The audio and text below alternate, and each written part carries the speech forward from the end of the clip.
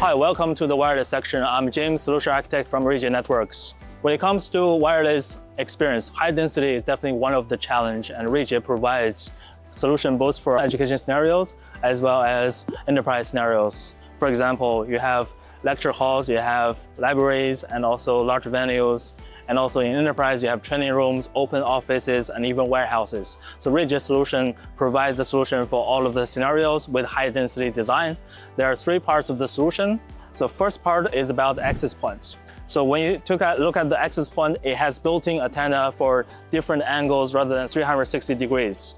With 360 degrees, you have a huge interference and very bad coverage when it comes to high ceiling.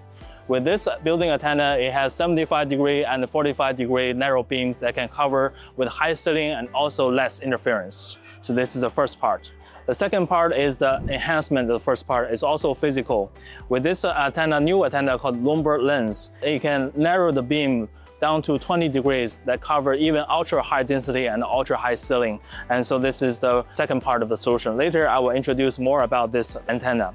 The third part of the solution is what we call the AI approach. We have an AI radio already built inside the access point that can provide a dedicated scanning of the air environment, then provide enough data for the AI engine. We have a server AI engine to actually calculate and decide for the best experience of the endpoint, where it's best connected, the roaming experiences, also the load balancing is all calculated with this AI engine. Okay, so next step, let's take a look at the Luneburg Lens antenna. So this is the actual size of the antenna. With this kind of antenna shape, the beam can be narrowed down to 20 degrees only and concentrate energy in a small area and then increase density. Where it's connected, look at the device.